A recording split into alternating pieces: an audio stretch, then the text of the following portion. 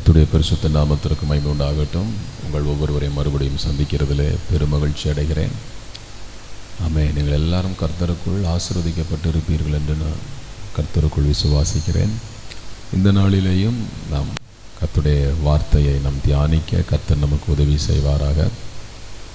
தொடர்ச்சியாக நம்ம பல காரியங்களை வேத வசனத்தின்படி நாம் தியானித்து கொண்டிருக்கிறோம்.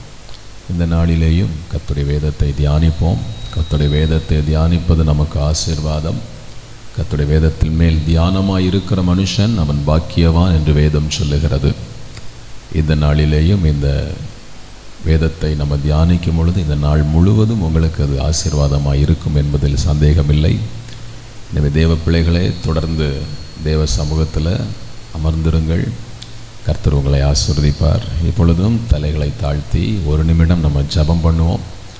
ஆமென். அதற்கு பிற்பாடு நம் கர்த்தருடைய வேதத்தை நம்ம தியானிக்கலாம்.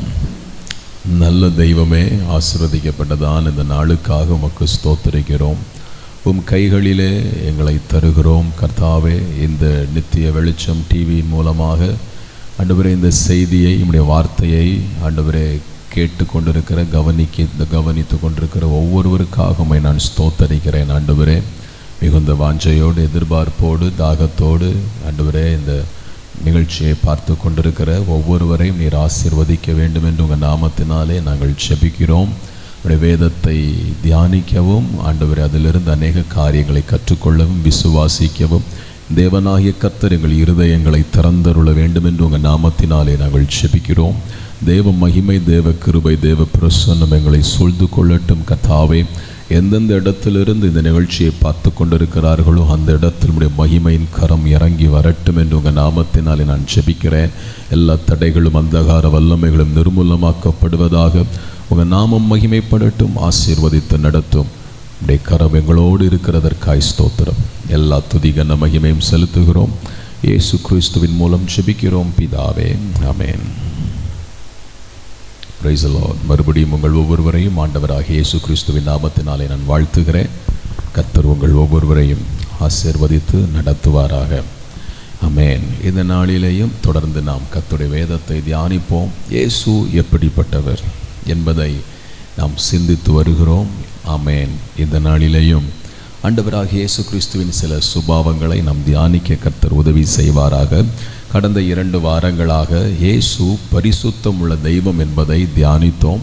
இயேசு பரிசுத்தராக இருக்கிறது போல ஆமென், நாம் ஒவ்வொருவரும் இயேசுவை போல பரிசுத்தமுள்ள ஒரு வாழ்க்கை வாழ வேண்டும் என்று நாம் ஆராதிக்கிற ஆண்டவராகிய இயேசு கிறிஸ்து விரும்புகிறார்.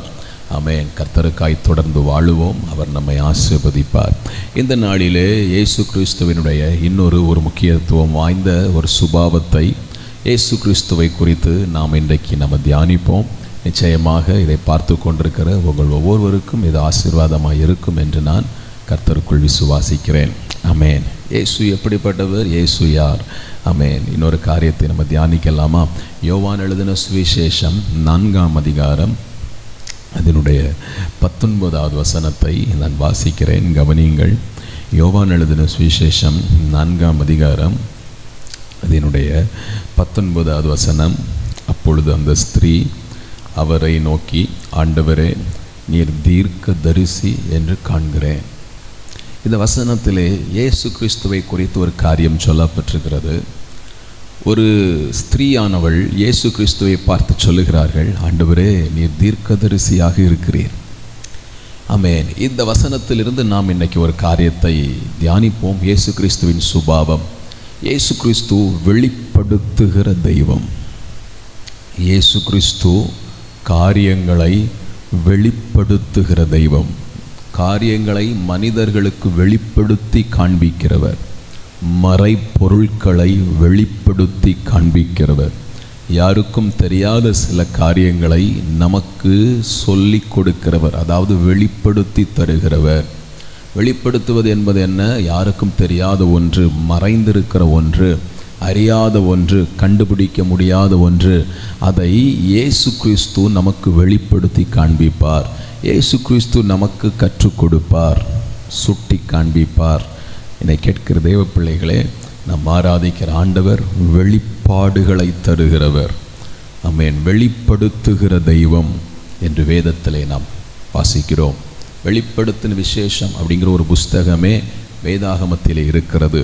காரணம், நம் ஆண்டவர் வெளிப்பாடுகளை தந்து நடத்துகிறவர். ஆமென். வேதம் சொல்லுகிறது, யோவான் எழுதின சுவிசேஷம் 10ஆம் அதிகாரம் அதனுடைய 15வது வசனத்தில் வாசிக்கிறோம், நாம் ஆராதிக்கிற ஆண்டவர் எல்லாவற்றையும் அறிந்திருக்கிறார், தம்முடைய ஜனங்களை அறிந்திருக்கிறார். தன் ஜனங்கள் வாழ்க்கையில் என்ன நடந்தது, என்ன நடந்து கொண்டிருக்கிறது, என்ன நடக்கப் போகிறது எல்லாவற்றையும் ஆண்டவராக இயேசு கிறிஸ்து அறிந்திருக்கிறார். ஆண்டவராக இயேசு கிறிஸ்து தன்னுடைய ஜனங்களை, தன் ஜனத்தை குறித்து எல்லாம் இயேசு கிறிஸ்துவுக்கு தெரியும். இந்த நிகழ்ச்சியை பார்த்து கொண்டிருக்கிற தேவ பிள்ளைகளே, உங்கள் வாழ்க்கையில் நடந்து கொண்டிருக்கிற எல்லாவற்றையும் கர்த்தர் அறிந்திருக்கிறார். அது அறிந்திருக்கிறார். சங்கீதம் 139ஆம் சங்கீதம் சொல்லுகிறது, நம் தேவனாய கர்த்தர் நம்மை ஆராய்ந்து அறிந்திருக்கிற தெய்வம். நம் உட்காருகிறது, எழுந்திருக்கிறது, நம் சிந்திக்கிறது, நம் மனதில் தோன்றுகிறது எல்லாவற்றையும் அறிந்திருக்கிறவர். எல்லாம் உங்களை குறித்து A to Z கர்த்தர் எல்லாவற்றையும் தன் கைகளிலே வைத்திருக்கிறார். இயேசுவுக்கு தெரியாதது ஒன்றுமே இல்லை. இயேசுவினிடத்தில் எந்த ஒரு காரியத்தையும் யாருமே மறைக்க முடியாது. அவர் சகலவற்றையும் அறிந்த தெய்வம். ஆமே. எனவே அவர் வெளிப்பாடுகளை தருகிறார். நமக்கு வேண்டிய வெளிப்பாடுகளை கொடுத்து அவர் நம்மை நேர்த்தியும் செம்மையுமாக நடத்துகிற தெய்வம் என்று வேதம் நமக்கு கற்றுக் கொடுக்கிறது. இந்த நாளிலே ஒரு 5 காரியத்தை நாம் தியானிக்க போகிறோம். என்னென்ன வெளிப்பாடுகளை கர்த்தர் நமக்கு கொடுப்பார் என்று ஒரு 5 காரியங்களை 5 காரியங்களை மாத்திரம் தியானித்து நம்ம ஜெபிக்க போகிறோம். என்னென்ன காரியத்தை கர்த்தர் வெளிப்படுத்துகிறார், ஏன் அதை கர்த்தர் நமக்கு வெளிப்படுத்துவார் என்று நம்ம இன்னைக்கு தியானிக்க போகிறோம். இன்றைக்கு வெளிப்பாடுகளை பெற்றுக்கொள்ளும்படியாக, என்னுடைய வாழ்க்கையில் என்ன நடக்கும் அப்படின்னு சொல்லி வெளிப்பாடுகளை பெற்றுக்கொள்ளும்படியாக ஒவ்வொரு ஜனங்களும் பல்வேறு மனிதர்களை தேடி போகிறதை பார்க்கிறோம். சில பேர் ஜோஷியக்காரர்களை தேடி போவார்கள். என் வாழ்க்கையில் என்ன நடந்தது, எதுக்கு காரணம் என்ன, அதற்கு காரணம் என்ன என்று சொல்லி. சில பேர் மந்திரவாதியினிடத்தில் கடந்து செல்வார்கள். இப்படி சில பேர் குறி சொல்லுகிறவர்களிடத்தில் கடந்து செல்வார்கள். இப்படி ஒவ்வொரு மனிதர்களும் தங்களுக்கு தெரிந்த அறிவின்படி, ஞானத்தின்படி, தங்களுக்கு சரியாய் தோன்றுகிறது போல, தன் முற்பிதாக்கள் செய்கிறது போல, தங்களுக்கு நலமாய் தோன்றுகிறதுபடி எனக்கு அநேக மனிதர்கள் தங்களுக்கு தோன்றுகிறது போல தங்களை குறித்து அறிந்து கொள்வதற்காக பல மனிதர்களிடத்தில் கடந்து செல்லுகிறதை பார்க்கிறோம். தேவ பிள்ளைகளே, நாம் எந்த மனிதனிடத்திலும் கடந்து செல்ல வேண்டிய அவசியமில்லை. உங்களை குறித்து நன்கு அறிந்திருக்கிற ஒரே ஒருவர் ஆண்டவராகிய இயேசு கிறிஸ்து மாத்திரமே. காரணம், அவரே நம்மை படைத்தவர், அவரே நம்மை சிருஷ்டித்தவர். அவருக்கு தான் நம்மை குறித்து அத்தனையும் தெரியும். எனவே அவரை தவிர வேறு யாரும் நம்மை குறித்து, உங்களை குறித்து, என்னை குறித்து அறிந்திருக்க வாய்ப்பே இல்லை. எனவே ஒரு கிளியின் இடத்திலேயோ, ஒரு மனிதன் இடத்திலேயோ, ஒரு மந்திரவாதியின் இடத்திலேயோ போய் தன்னை குறித்து அறிந்து கொள்ள வேண்டும் என்று விரும்ப வேண்டாம். அது ஆபத்தில் முடியும். அது நம்மை தவறாய் வழிநடத்தும். இதை பார்த்து கொண்டிருக்கிற தேவ பிள்ளைகளே, உங்களை குறித்து கர்த்தர் அறிந்திருக்கிறார். உங்களை குறித்து இன்னும் நிறைய தெரிந்து கொள்ள வேண்டும் என்று விரும்பினால் இயேசுவின் இடத்தில் வாருங்கள், இயேசுவை நோக்கி கூப்பிடுங்கள். கட்டாயம் இயேசு உங்களுக்கு உதவி செய்வார். உங்களுக்கு வேண்டிய வெளிப்பாடுகளை இயேசுவே உங்களுக்கு கொடுப்பார். ஆமென். தேவச்சனமே, இயேசு என்னென்ன வெளிப்பாடுகளை கொடுப்பார் அப்படின்னு சொல்லி ஒரு 5 காரியத்தை நம்ம தியானிப்போம். ஏன் அதை கொடுப்பார் அப்படிங்கிறதை நம்ம தியானிக்க போகிறோம்.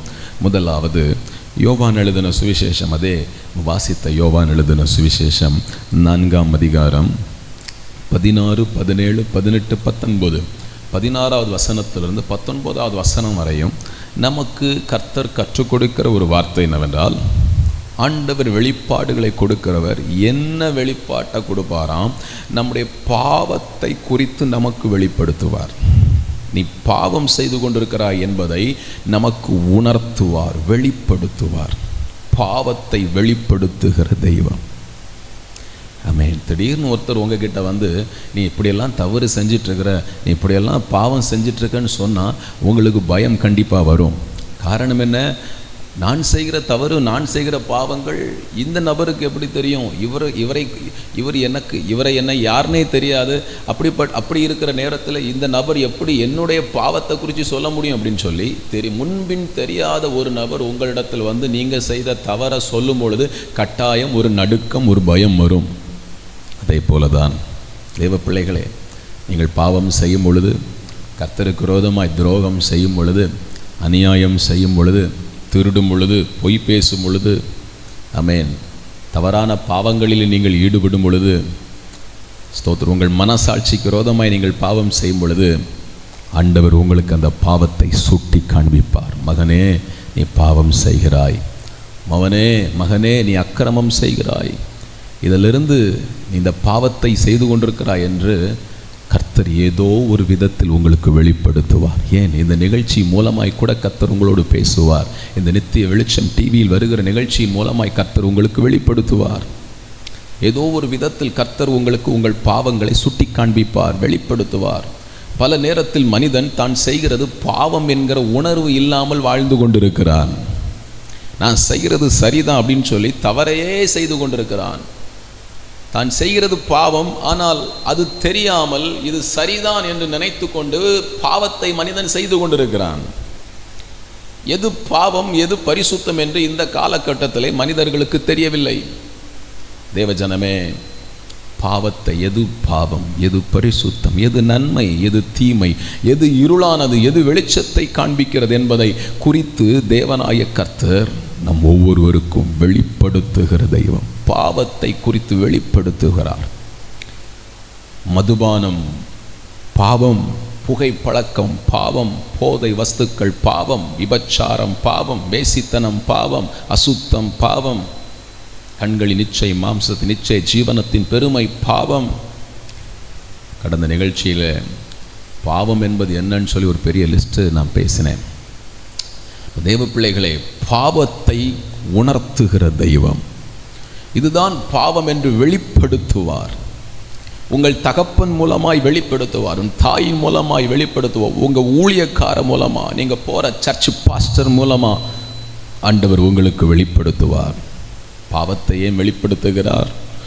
ஆண்டவர் பாவ உணர்வை கொடுக்கிறவர், பாவ உணர்வை கொடுக்கிறார், பாவத்தை வெளிப்படுத்துகிறார். எதற்காகவென்றால், ஆமென், நீ மனம் திரும்புவதற்காக, மறுபடியும் அந்த பாவத்தை செய்யக்கூடாது என்பதற்காய், அந்த பாவத்தின் விளைவை கண்டுகொள்வதற்காய் ஆண்டவராகிய கர்த்தர் உங்கள் வாழ்க்கையிலே பாவத்தை வெளிப்படுத்துகிறார். எனவே தேவஜனமே, நீ பாவம் செய்கிறது இயேசுவுக்கு தெரியும். ஒருவேளை நினைக்கலாம், யாருமே என்ன பார்க்கலையே, எல்லாரும் இருக்கும்போது நான் நல்லவனாக தான் இருக்கிறேன், யாருமே நான் பாவம் செய்யும் பொழுது கவனிக்கவில்லை, பார்க்கவில்லை என்று நினைக்க வேண்டாம்.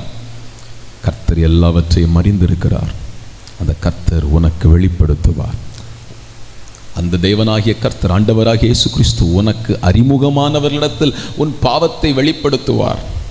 எனவே இன்னைக்கே தேவ பிள்ளையை, நீ மனம் திரும்பு. கர்த்தர் உனக்கு வெளிப்படுத்துகிற பாவத்தை விட்டு விலகி ஓடிவா என்று கர்த்தர் உன்னை அழைக்கிறார். பாவத்தை வெளிப்படுத்துகிற தெய்வம் நம் ஆராதிக்கிற ஆண்டவராகிய இயேசு கிறிஸ்து. இரண்டாவதாக, ஆண்டவர் நம்மை எதை அறிந்திருக்கிறார், எதை வெளிப்படுத்துவார் என்று நாம் தியானித்தால், அதை யோவான் எழுதின சுவிசேஷம் 1ஆம் அதிகாரம் 47வது வசனத்திலிருந்து 50வது வசனம் வரையிலேயும் ஒரு காரியம் சொல்லப்பட்டிருக்கிறது. அங்கே நாத்தான்வேல் என்கிற ஒரு மனிதனை குறித்து வாசிக்கிறோம். இந்த நாத்தான்வேல் முதலாக இயேசுவை குறித்து கேள்விப்பட்டு இயேசுவை பார்ப்பதற்காய் வருகிறார்.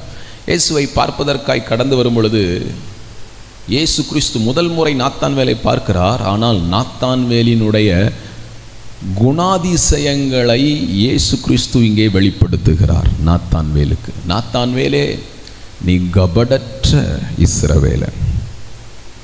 ஆமென். யோவான் எழுதின சுவிசேஷம் 1ஆம் அதிகாரம் 47வது வசனத்தில் சொல்லுகிறார், இயேசு நாத்தான்வேலை பார்த்து சொல்லுகிறார், இதோ கபடற்ற உத்தம இஸ்ரவேலன் என்றார். நாத்தான்வேலை குறித்து நாத்தான்வேலுக்கு இயேசு வெளிப்படுத்துகிறார், நாத்தான்வேலே, நீ கபடற்ற உத்தம இஸ்ரவேலன். நீ கபடற்ற ஒரு வாழ்க்கை வாழ்ந்து கொண்டிருக்கிறாய், நீ உத்தமமான ஒரு வாழ்க்கை வாழ்ந்து கொண்டிருக்கிறாய் என்று ஆண்டவராகிய இயேசு கிறிஸ்து நாத்தான்வேலை குறித்து, அவன் வாழ்க்கையில் அவனுடைய குணாதிசயங்கள், அவனுடைய வாழ்க்கை முறையை குறித்து அவர் சொல்லிக் கொடுக்கிறார். நீ எப்படிப்பட்ட ஒரு வாழ்க்கை வாழ்ந்துட்டு இருக்க தெரியுமா? நீ உத்தமமான ஒரு வாழ்க்கை வாழ்ந்து கொண்டிருக்கிறாய். இயேசு கிறிஸ்து உங்கள் வாழ்க்கை முறையை உங்களுக்கே வெளிப்படுத்துவார்.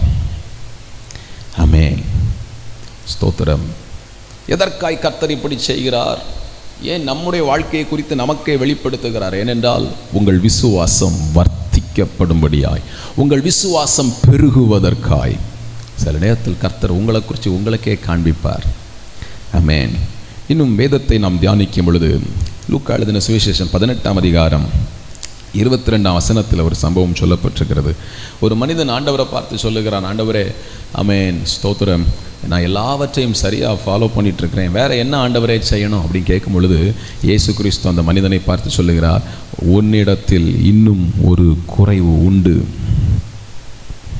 22ஆம் வசனம், இயேசு அதை கேட்டு 18ஆம் அதிகாரம் லூக்கா எழுதின சுவிசேஷம் 18ஆம் அதிகாரம் 22ஆம் வசனம் சொல்லுகிறது, இன்னும் உன்னிடத்தில் ஒரு குறைவு உண்டு என்று சொல்லி, ஆமென், அந்த மனிதனினுடைய குறைவை சுட்டி காண்பிக்கிறார். அந்த மனிதனின் குறைவை வெளிப்படுத்துகிறார்.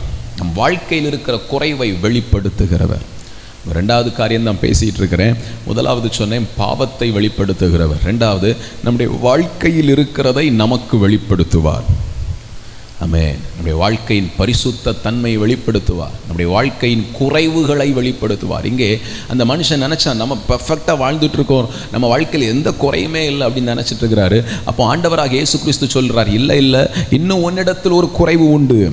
நிறைய பேர் இன்னைக்கு என்ன நினைக்கிறார்கள் என்றால், என்னிடத்தில் எந்த குறைவும் இல்லை, நான் பரிசுத்தத்தில் பரிசுத்தவான், என்னை போல பரிசுத்தவான் ஒருவனும் இல்லை என்று சில பேர் நினைத்து கொண்டிருப்பார்கள். அப்படிப்பட்டவர்களுக்கு கர்த்தர் அவர்களை சரிப்படுத்துவதற்காக, அவர்களை சீர்படுத்துவதற்காக ஏதோ ஒரு விதத்தில் கர்த்தர் அவர்களுக்கு வெளிப்படுத்துவார், என் மகனே, மகளே, நீ உன்னிடத்தில் இன்னும் சில குறைவுகள் இருக்கிறது. இந்த நிகழ்ச்சியை பார்த்து கொண்டிருக்கிற தேவ பிள்ளையே, ஒருவேளை நீனும் நினச்சிட்டு இருக்கலாம், என்கிட்ட எந்த பிரச்சனையும் இல்லை, எந்த குறைவும் இல்லை நினச்சிட்டு இருக்கலாம். ஆனால் ஆண்டவர் உன்னுடைய வாழ்க்கையில் இருக்கிற சில குறைவுகளையும் உனக்கு வெளிப்படுத்தி சுட்டி காண்பிக்க விரும்புகிறார். எதற்கு கர்த்தர் இதை செய்கிறார்? உன்னை சரிப்படுத்துவதற்காய், சீர்படுத்துவதற்காய், செம்மையான பாதையிலே உன்னை நடத்துவதற்காக ஆண்டவராக இயேசு கிறிஸ்து, ஆமென், உன்னுடைய வாழ்க்கையிலே உன்னுடைய குறைவுகளை, நீ சரின்னு நினச்சிட்டு இருக்கிற சில குறைவுகளை, ஆமென், உன் வாழ்க்கை முறையில் இருக்கிற சில குறைவுகளை எடுத்து காண்பிக்கிற தெய்வமாக இருக்கிறார். தேவ பிள்ளைகளை, இன்னொரு சம்பவம் லூக்கா எழுதின சுவிசேஷம் 19ஆம் அதிகாரம் 5ஆம் வசனம் நாம் தியானித்து கொண்டிருக்கிறது வேத பகுதி. சகையு, முன்பின் தெரியாத சகையு. சகைவுக்கு இயேசுவை முன்னாடி பின்னாடி பார்த்தது கிடையாது. இயேசுவும் முதல் முறையாய் சகைவை பார்க்கிறார். முதல் முறையாய் சகைவை பார்க்கும் பொழுதே இயேசு சகைவை பார்த்து சொல்றார், சகையுவே என்று பெயர் சொல்லி அழைக்கிறார். உங்கள் பெயர் இயேசுவுக்கு தெரியும். உங்கள் பெயரை அவர் வெளிப்படுத்துகிறவர். ஆமென். எதற்காய் கர்த்தர் நம்மை சில நேரத்தில் ஏதோ ஊழியக்காரங்க மூலமாக பெயர் சொல்லி அழைப்பார்? ஏன் அப்படி அழைக்கிறார் அப்படின்னா, உங்கள் விசுவாசம் பெருகுவதற்காய். இயேசு உண்மையிலே உயிரோடு இருக்கிறார், இயேசு உண்மையிலே நம்மை நேசிக்கிறார் என்பதை நீங்கள் அறிந்து கொள்வதற்காக ஆண்டவர் பெயர் சொல்லி உங்கள் பெயரை உங்களுக்கு வெளிப்படுத்தி காண்பிக்கிறார். உங்கள் குறைவை உங்களுக்கு வெளிப்படுத்தி காண்பிக்கிறார். உங்கள் உத்தம தன்மையையும் உங்களுக்கு வெளிப்படுத்தி காண்பிக்கிறார். எதற்காகவென்றால் விசுவாசிப்பதற்காய், உங்களை சரிப்படுத்துவதற்காய், உங்களை சீர்படுத்துவதற்காய், உங்கள் வாழ்க்கை நடைமுறைகளை ஆண்டவராக இயேசு கிறிஸ்து உங்களுக்கு எடுத்து காண்பிக்கிறார், வெளிப்படுத்தி காண்பிக்கிறார். தேவ பிள்ளைகளை, நம் இயேசு நல்லவர். மூன்றாவது ஒரு காரியத்தை நான் சொல்லுகிறேன். எதை இயேசு வெளிப்படுத்துவார்? முதலாவது சொன்னேன், நம் பாவங்களை நமக்கு வெளிப்படுத்தி காண்பிப்பார். இரண்டாவது, நம் வாழ்க்கை முறைகளை நமக்கு வெளிப்படுத்தி காண்பிப்பார். மூன்றாவது ஒரு வசனத்தை வாசிப்போம். ஆண்டவர் நம்மை எதை வெளிப்படுத்தி காண்பிக்கிற தெய்வம்? லூக்கா எழுதின சுவிசேஷம் 13ஆம் அதிகாரம் 16வது வசனத்தை வாசிக்கிறேன். லூக்கா எழுதின சுவிசேஷம் 13ஆம் அதிகாரம் 16வது வசனம். சாத்தான் 18 வருஷமாய் கட்டியிருந்த ஆபிரகாமின் குமாரத்தியாகிய இவளை ஓய்வு நாளில் இந்த கட்டிலிருந்து அவிழ்த்து விட வேண்டியதில்லையா என்றார். சாத்தானின் கிரியைகளை இயேசு கிறிஸ்து உங்களுக்கு வெளிப்படுத்துவார். உங்கள் வாழ்க்கையில் பிசாசின் கட்டுகள் இருக்கிறது என்பதை கர்த்தர் உங்களுக்கு வெளிப்படுத்துவார். சில பிரச்சனைக்கு காரணம் பிசாசு, சில வியாதிக்கு காரணம் பிசாசு, சில குடும்பத்தின் சண்டைகளுக்கு காரணம் பிசாசு. ஆனால் நம்ம நினச்சிட்டு இருப்போம் இதெல்லாம் சாதாரணமாக நடந்து கொண்டு இருக்கிறது. இதெல்லாம் வழக்கமாக நடக்கக்கூடியது தானே, என்னைக்காவது நடக்கக்கூடியது தானே என்று சொல்லி சில நேரத்திலே பிசாசின் கிரியைகள் நமக்கு தெரியாமலேயே இதெல்லாம் நார்மல்னு நம்ம நினச்சிட்டு போய்விடுவோம். ஆனால் ஆண்டவராகிய கர்த்தர் நம்ம குடும்பத்தில் என்ன பிசாசு கட்டு இருக்குது, என்ன பிசாசின் போராட்டம் இருக்கிறது, ஒரு வியாதி வந்துச்சுன்னா இது பிசாசினால் வந்ததா என்ன என்பதை கர்த்தர் வெளிப்படுத்துவார். உங்கள் குடும்பத்தில் பிசாசின் கிரியைகள் இருக்கிறதென்றால் கர்த்தர் அதை உங்களுக்கு வெளிப்படுத்தி காண்பிப்பார். இங்கே ஒரு தாயார் 18 வருடமாய் நிமிர முடியாமல் இருந்தார்கள். நிமிர முடியாத கூனியாயிருந்தார்கள். இந்த தாயாரால் நிமிர்ந்து நடக்க முடியாது, பார்க்க முடியாது. தேவாலயத்துக்கு வந்து கொண்டு தான் இருந்தார்கள். ஆனால் இந்த தாயாரால் நிமிர்ந்து பார்க்க முடியவில்லை. இந்த நிமிர முடியாத இந்த பலகீனத்திற்கு காரணம் என்ன? இயேசு சொல்லுகிறார், இது ஒரு அசுத்தாவி, இது பலவீனப்படுத்துகிற ஒரு ஆவி. இந்த ஆவி பலகீனப்படுத்தும். இப்போ இயேசு இங்கே இவர்களுக்கு சொல்லி கொடுக்கிறார், இது சாதாரண வியாதி இல்லை, இது வழக்கமாய் வருகிற வியாதி இல்லை, இந்த வியாதிக்கு பின்னால் இருக்கிறது ஒரு பிசாசு என்பதை இயேசு கிறிஸ்து அங்கே வெளிப்படுத்துகிறார். ஆம் தேவ பிள்ளைகளே, உங்கள் குடும்பத்தில் இருக்கிற சில வியாதிக்கு காரணம் பிசாசின் கட்டுகள். இயேசு கிறிஸ்து நம்ம குடும்பத்தில் இருக்கிற பிசாசின் கட்டுகளை நமக்கு வெளிப்படுத்துவார். ஒரு முறை பேதுருவை பார்த்து இயேசு சொன்னார். லூக்கா 22ஆம் அதிகாரம் 31-32 வசனங்களை வாசிக்கும் பொழுது வேதம் சொல்லுகிறது, ஒரு முறை பேதுருவை பார்த்து இயேசு சொன்னார், பேதுருவே, சாத்தான் சாத்தான் உத்தரவு கேட்டுக்கொண்டான் உன்னிடத்திலே. சுளகினால் புடைப்பதற்கு உன்னை சோதிப்பதற்கு சாத்தான் உத்தரவு கேட்டுக்கொண்டான் என்று சாத்தானின் கிரியைகள் பேதுருவின் வாழ்க்கையில் இருந்ததை இயேசு கிறிஸ்து பேதுருவுக்கு வெளிப்படுத்தினார். எப்படி இயேசு பேதுருவுக்கு சாத்தானின் கிரியைகளை வெளிப்படுத்தினாரோ, இந்த 18 வயது தாயார் 18 வருடமாய் பாதிக்கப்பட்டிருந்த தாயாருக்கு சாத்தானின் கிரியைகளை வெளிப்படுத்தினாரோ, அதே போல உங்கள் குடும்பத்தில் இருக்கிற சாத்தானின் கட்டுகளை இயேசு வெளிப்படுத்துவார். எதற்கு வெளிப்படுத்துகிறார் தெரியுமா? இந்த சாத்தானின் கிரியைகளை அழிப்பதற்கு. 1 யோவான் புஸ்தகத்தில் வாசிக்கிறோம், பிசாசின் கிரியைகளை அழிப்பதற்கு மனுஷகுமாரன் வெளிப்பட்டார். ரோமர் 16ஆம் அதிகாரம் கடைசி வசனங்களில் வாசிக்கும் பொழுது, சமாதானத்தின் தேவன் சீக்கிரமாய் சாத்தானை உங்கள் கால்களின் கீழே நசுக்கி போடுவேன் என்று சொல்லியிருக்கிறார். எதற்காய் கர்த்தர் சாத்தானின் கிரியைகளை வெளிப்படுத்தி காண்பிக்கிறார் என்றால், அந்த சாத்தானின் கிரியைகளை நாம் அழிப்பதற்காய். அவருடைய வசனத்தினாலே, இரத்தத்தினாலே, நாமத்தினாலே, அபிஷேகத்தினாலே அந்த சத்துருவின் கிரியைகளை நம்ம அழித்து போடுவதற்காக ஆண்டவராகிய இயேசு கிறிஸ்து அந்த சத்துருவின் கிரியைகளை நமக்கு வெளிப்படுத்தி காண்பிக்கிறார்.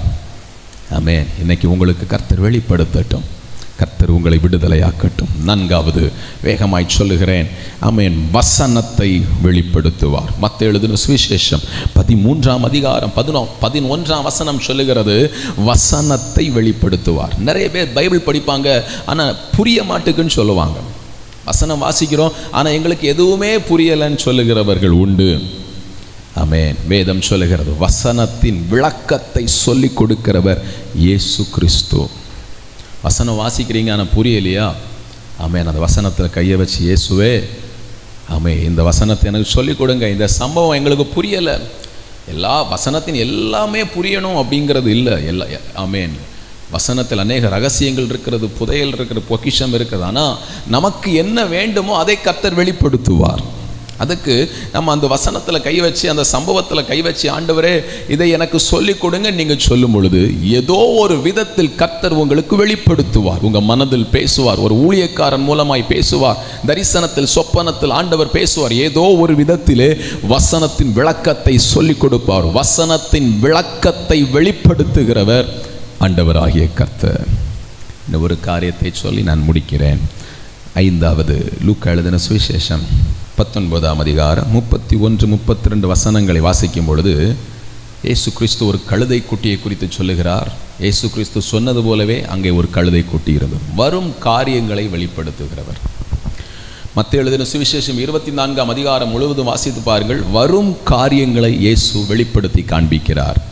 கொள்ளை நோய்கள் வரும், பஞ்சங்கள் வரும், ஆமென், கள்ள போதகர்கள் வருவார்கள், கள்ள தீர்க்கதரிசிகள் வருவார்கள், உபத்திரவங்கள் உண்டாகும், ஏமாற்றுகிறவர்கள் எழும்புவார்கள், இயற்கை சேதங்கள் ஏற்படும், வரும் நாட்களிலே என்ன நடக்கும் என்பதை கர்த்தர் வெளிப்படுத்துகிறார். தேவ பிள்ளைகளே, ஆமென். உங்கள் வாழ்க்கையிலையும் உங்கள் குடும்பத்திலையும் வருகிற நாட்கள் எப்படி இருக்கும், உங்கள் பிள்ளை என்ன படிக்கணும், உங்கள் குடும்பத்தை ஆண்டவர் எப்படி ஆசீர்வதிப்பார், ஆமென் என்கிறதை கர்த்தர் உங்களுக்கு வெளிப்படுத்தி காண்பிப்பார். ஒரு ஜோசியக்காரனை பார்க்கணுங்கிறது இல்லை, ஆண்டவரை நீங்கள் பார்த்தா போதும். இயேசு உங்களுக்கு வெளிப்படுத்த உங்கள் குடும்பத்தை குறித்த தேவ திட்டம் என்ன, உங்கள் குடும்பம் எவ்வளோ ஆசீர்வதிக்கப்படணும் அப்படிங்கிறதை கர்த்தர் ஒரு திட்டத்தை வைத்திருக்கிறார். அதை கர்த்தரை உங்களுக்கு வெளிப்படுத்துவார். ஆம் தேவ பிள்ளைகளே, உங்கள் குடும்பத்திற்கு இயேசு வெளிப்பாடுகளை கொடுப்பார். எப்படி கொடுப்பார்? நல்ல ஜெபம் பண்ணுங்க. ஆண்டவரே எனக்கு வெளிப்பாடுகளை தாரும். ஏசாயா 45 அதிகாரம் 11 சொல்லுகிறது, வரும் காரியங்களை என்னிடத்தில் கேளுங்கள் என்று ஆண்டவர் சொல்லியிருக்கிறார். ஆண்டவர்கிட்ட கேளுங்க, ஆண்டவரே எங்கள் குடும்பத்தை நீர் எப்படி நடத்த போகிறீங்க, எங்கள் குடும்பத்தில் தான் என்ன பிரச்சனை இருக்குது எங்களுக்கு வெளிப்படுத்துங்க, எங்களுக்கு இந்த கஷ்டம் எதனால் எங்களுக்கு தெரியல எங்களுக்கு வெளிப்படுத்துங்க, நாங்கள் என்ன செய்யணும் எங்களுக்கு தெரியல வெளிப்படுத்துங்க. நீங்கள் ஆண்டவர்கிட்ட நீங்கள் ஜெபம் பண்ணணும். ஜெபிக்கும் பொழுது நீங்கள் தூங்கிட்டு இருக்கும்போது கனவில் ஆண்டவர் பேசுவார். நீங்கள் போகிற சர்ச்சில் பாஸ்டர் மூலமாக ஆண்டவர் உங்களோடு பேசுவார். ஏதோ ஒரு விதத்தில் கர்த்தர் நிச்சயம் கட்டாயம் உங்களோடு பேசுவார், விளங்க பண்ணுவார், வெளிப்படுத்துவார். காரணம், இயேசு கிறிஸ்து மாறாதவர், இன்றைக்கும் வெளிப்பாடுகளை கொடுக்கிற தெய்வம். இதை கேட்டுக்கொண்டிருக்கிற உங்கள் ஒவ்வொருவருக்கும் கர்த்தர் கட்டாயம் வெளிப்பாடுகளை தருவார். எனவே தேவ பிள்ளைகளை கலங்காதிருங்கள், பயப்படாதிருங்கள். ஆமென். நீங்கள் கலங்காமல் இருக்கிறதுக்காக, பயப்படாமல் இருக்கிறதுக்காக தான் கர்த்தர் வெளிப்பாடுகளை தருகிறார். இயேசு வெளிப்பாடுகளை தருகிறவர். 5 காரியத்தை தியானித்தோம். முதலாவது நான் சொன்னேன், பாவத்தை குறித்து வெளிப்படுத்துவார், நம்முடைய வாழ்க்கையை குறித்து ஆமென் ஸ்தோத்திரம் வெளிப்படுத்துவார், சாத்தானின் கிரியைகளை வெளிப்படுத்துவார், ஆமென் வசனத்தின் விளக்கத்தை வெளிப்படுத்துவார், வரும் காரியங்களை ஆண்டவராக இயேசு கிறிஸ்து உங்களுக்கு வெளிப்படுத்துவார். கண்களை மூடி ஜெபம் பண்ணுவோமா? ஆண்டவரே எங்களுக்கு வெளிப்பாடுகளை தாரும், நீர் வெளிப்பாடுகளை தருகிற தெய்வம், எங்களுக்கு வெளிப்படுத்தும் ஆண்டவரே என்று ஜெபம் பண்ணுவோம். கர்த்தர் நம்மை ஆசீர்வதிப்பார். கண்களை மூடுங்கள். நல்ல தெய்வமே, இந்த ஆசீர்வதிக்கப்பட்டதான நாளுக்காய் ஸ்தோத்திரம். இந்த நாளிலேயும் இந்த நிகழ்ச்சியை பார்த்து கொண்டிருக்கிற ஒவ்வொருவருக்கும் வெளிப்பாடுகளை கொடுங்க கர்த்தாவே. யாரெல்லாம் எந்தெந்த காரியத்திற்காய் ஜெபிக்கிறார்களோ அந்த காரியத்தில் ஒரு வெளிப்பாடு இயேசு கிறிஸ்துவின் நாமத்தினாலே கடந்து வரட்டும் ஆண்டவரே. இவர்கள் மனிதனை தேடி போகாமல், மந்திரவாதியை தேடி போகாமல், கிளியை தேடி போகாமல், ஜோஷியக்காரனை தேடி போகாமல், வேற யாரையும் தேடி போகாமல் கர்த்தரை சார்ந்திருக்க, கர்த்தரை விசுவாசிக்க உதவி செய்தருளும். கர்த்தருடைய வெளிப்பாடுகள் இந்த வசனத்தை கேட்டு நம்பிக்கையோடு ஜெபிக்கிற ஒவ்வொருவருக்கும் இயேசுவின் நாமத்தினால இறங்கி வரட்டும் கர்த்தாவே. உங்கள் கைகளிலே ஒப்பு கொடுக்கிறோம். உங்கள் நாமம் மகிமைப்படட்டும். ஆசீர்வாதி இந்த நாள் முழுவதும் இந்த குடும்பத்திற்கு, இந்த ஜனங்களுக்கு, ஆண்டவரே நம்முடைய பிள்ளைகளுக்கு ஆசீர்வாதமாக இருக்கட்டும் என்று நாங்கள் வாழ்த்துகிறோம். நாமம் மகிமைப்படட்டும். எல்லா துதி கன மகிமையும் செலுத்துகிறோம். இயேசு கிறிஸ்துவின் மூலம் ஜெபிக்கிறோம் பிதாவே. ஆமென்.